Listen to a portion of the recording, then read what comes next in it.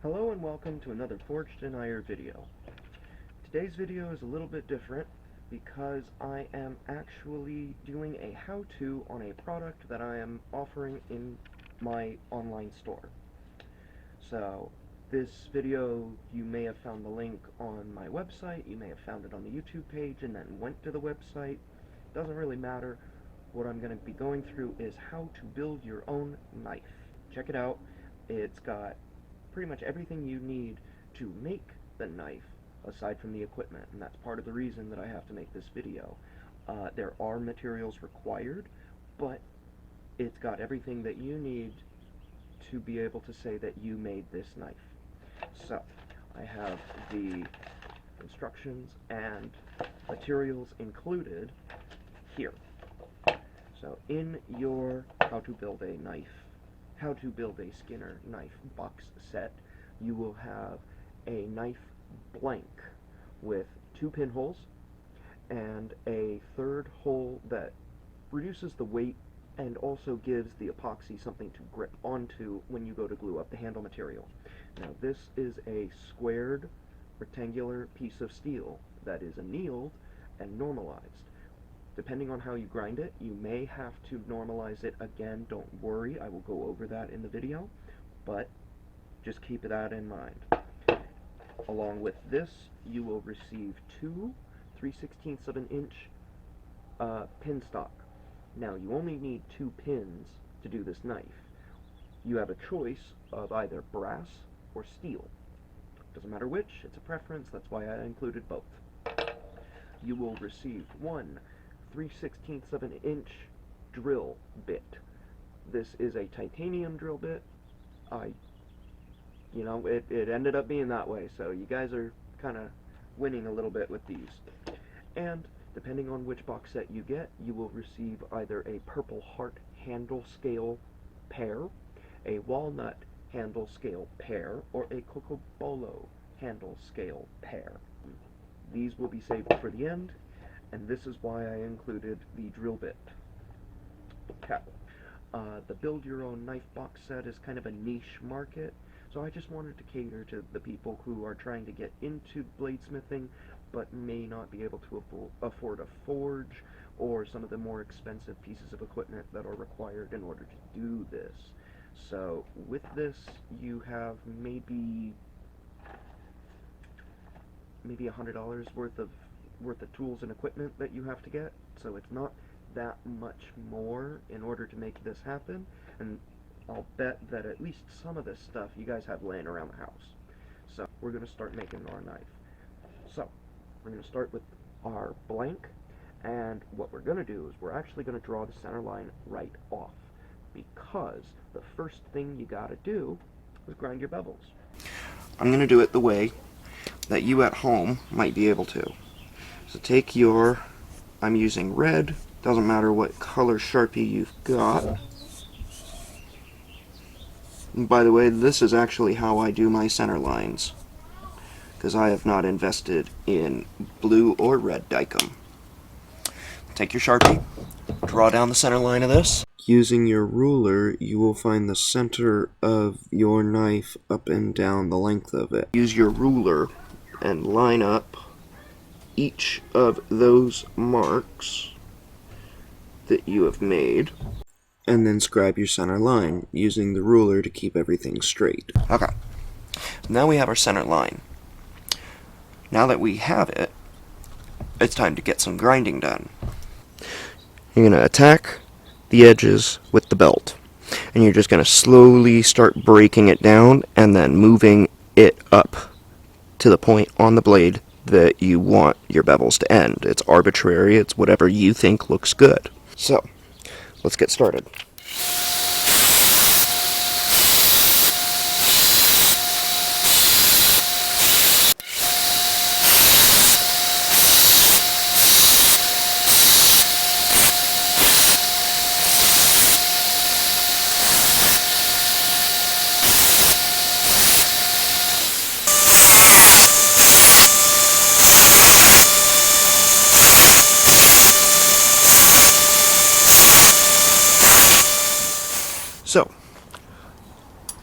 I mentioned that you needed a very specific kind of blowtorch in order to do the quench on this. This is the TS8000 blowtorch nozzle that I was talking about. And right here, it actually says TS8000. So as long as you got that, you're fine. It will get hot enough even if you don't use the yellow canister. Just make sure that you've got a blue or yellow canister. That's propane or MAP. Got our torch, got our knife, got our tongs, got our gloves, and we have our quench tank. And I'm gonna have a file and a rag so that I can wipe the oil off of the blade and then the file to double check and make sure that I got the hardness. Now, when steel is at the necessary temperature to quench and harden, it becomes non-magnetic, so this magnet won't stick to the edge of the blade. That's why it's important. Alright, let's get this baby going.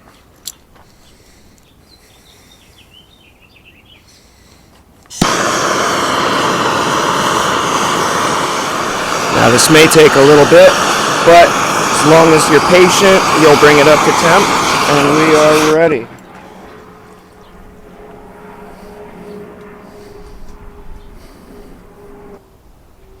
Now you're going to want to make sure that you move it while it's in the oil. Don't just put it in the oil and, hold it still.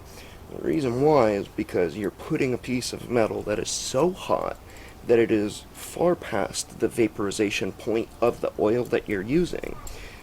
So what can happen is any oil that comes into contact with the hot blade can vaporize into smoke inside the oil. And if that happens, you create pockets where the oil is actually not in contact with the blade. Now, that's not a good thing because that means that its cooling rate is not consistent. So you want to make sure that you're moving it around just to make sure that you don't create any vacuum pockets of space against the blade where oil is not in contact. Now, see, can you make it out? I don't know. Well, let's check for the hardness. Oh yeah, that high-pitched scrape sound is exactly what you want to hear, because that high-pitched scrape sound means that the blade hardened. It is at a point where it is actually harder than the file. So, now that this is done, I'm going to throw this into the oven. You would do the same at this step. So you'd throw it into the oven in a range from about 350 to 400. Now you've got two options. You can throw it into the oven at 400 degrees for 2 hours, and that will take a little bit of the hardness out of the blade. Now, that's kind of desirable because right now the hardness is anywhere from 65 to maybe even 70, depending on how hot it got. Now, 70 is just too hard for a blade to be at. So, you can throw it into the oven at 400 for 2 hours. That's one temper cycle. Or you can throw it into the oven at 350 for 2 hours. That's one cycle. Or you can do both. And if you do both, I would suggest doing a cycle at 400 and then bring it down to 350, always allowing the blade to cool to room temperature before you throw it back into the temper cycle. So, for this, I'm going to do a 400, then a 350 temper cycle. So, I'll see you in probably about 5 hours, because that's generally how long it takes. 2-hour temper cycles, and about an hour in between for it to cool to room temperature before going back in. So, we're out of the temper. The next step on this is to clean off all of this and make it look pretty. So, we're going to go back to the grinder, but we need to make sure that the temperature of this knife never reaches too high of a temp. Let's get started grinding. You'll see just how slow it ends up going.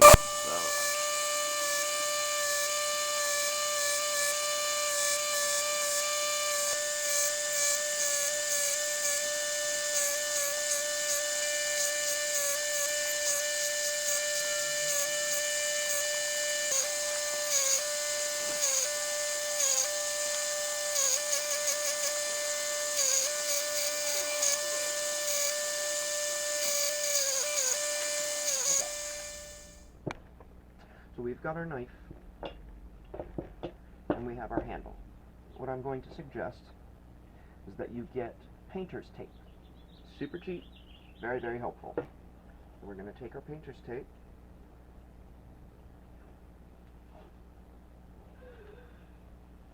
and we're going to tape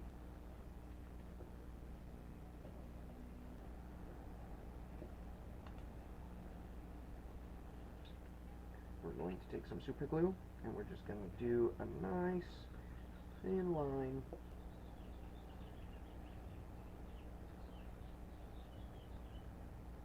and then press firmly. Okay? And then we're going to do the same exact thing. Take a little bit of super glue, throw it down,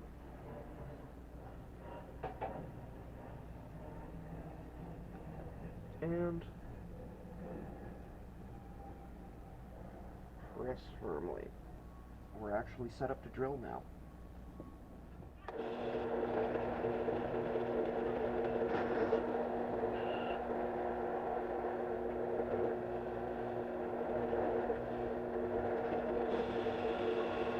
Okay. So now we've got our handle material drilled. You can get yourself a chisel.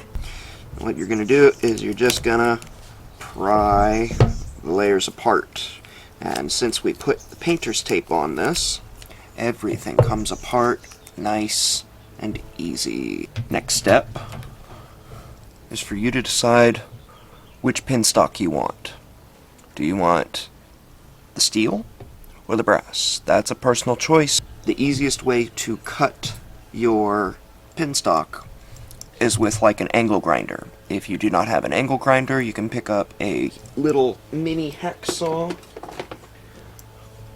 at any hardware store for what, like $5? I'm going to use my angle grinder because I can get this cut in about 10 seconds. And I'm going to use the brass pin stock because I always like the look of brass with Purple Heart. Once you get your pins cut, grind the spot where you cut flat and smooth, as well as grind a chamfer. If you put a chamfer, that allows for the pins to kind of auto-correct where things are and get everything to line up better. Before you go and start slathering glue on everything, is do a dry fit up. Make sure that everything works the way that it's supposed to. That way you're not sitting there with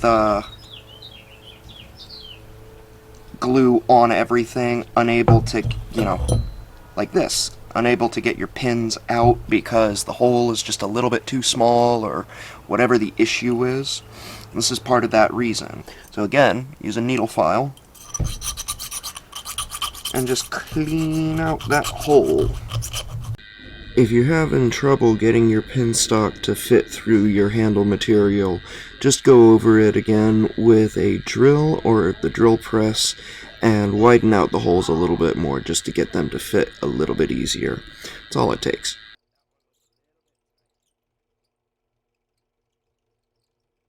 So now that we've done a dry fit and we know how this is going to work, have a tray to mix, have a stirrer to mix, have at least 2 clamps to clamp everything up, and make sure that you put paper towels down so that if there's any overflow from the epoxy, it can be not on all your stuff.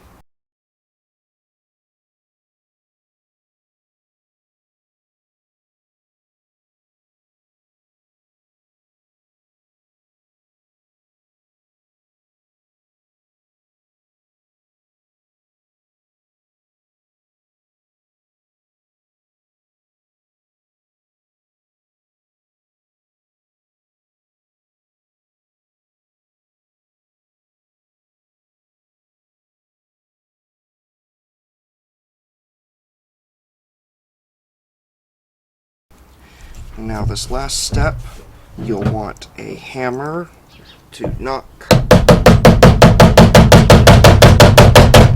your pin all the way through. Make sure that your pins are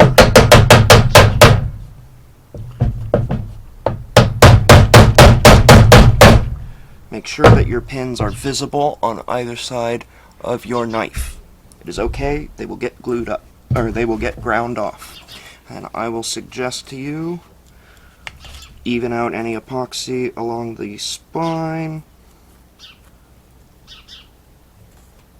It's okay, it'll get ground off. Make sure that you've got a nice coating along the interior.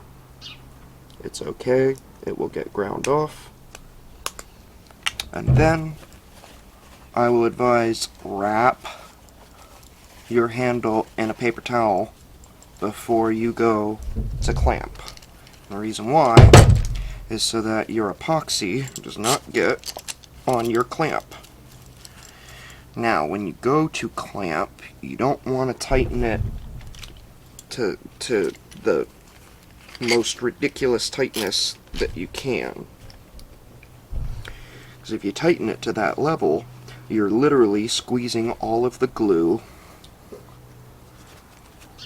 out of the space between your handle and knife. We have a little bit of glue showing at this intersection of where the knife meets the handle. And what you're going to want to do is just take a damp paper towel or a dry paper towel and wipe that corner.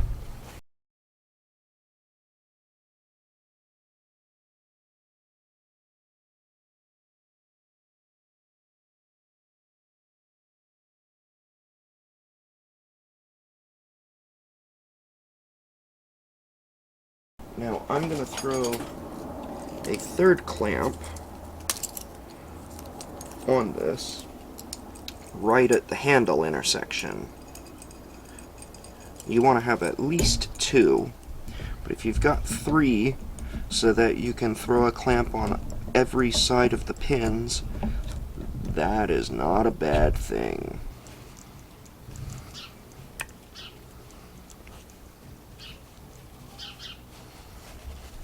Alright, so now we've got it glued up, and we're not quite done because I can leave it, let it do its thing, and then at some point later on cut off any excess overflow.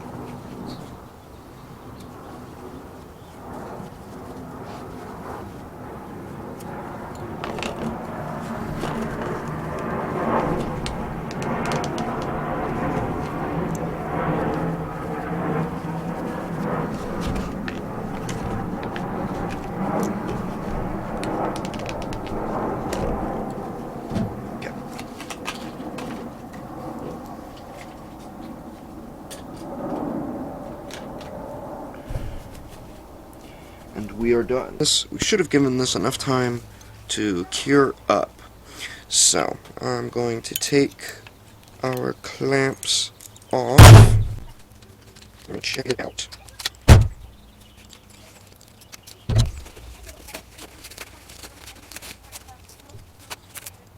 Okay. Don't worry about any paper towel that sticks onto it. It will come off in grinding. Do not grind on your pins for a long time. Again, the same way as when you were grinding after the heat treat. The longer you keep these pieces of metal in contact with that belt, the hotter they will get. Except now, you've got epoxy that can be compromised if it gets too hot. So let's get into it.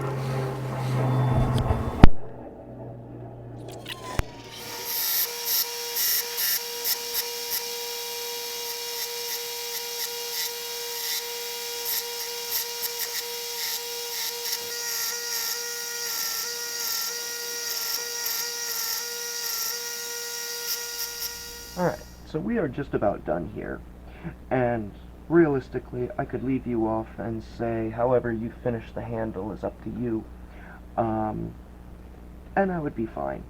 I plan on sanding the handle 60, 120, 220, 320, and then doing a nice oil finish.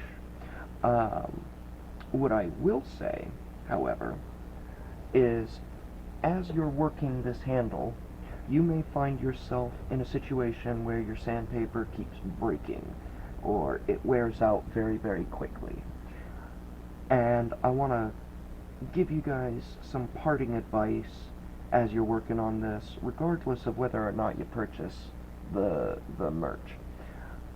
And that's, if you take a little bit of duct tape and you tape it onto the back of your sandpaper, you will increase its durability by a lot. Now, I can't take credit for this trick. I learned this trick from a popular YouTuber, so don't assume that this is my invention or discovery, because it's not. But it is a very good idea, and I would be remiss if I didn't pass it on to you. So, I'm going to sit here and hand sand until it's done. But I will leave you with the knowledge that you have seen everything you need to make your own Skinner knife with the Make Your Own Skinner box set. Hey guys, thanks for watching. I hope you guys enjoyed.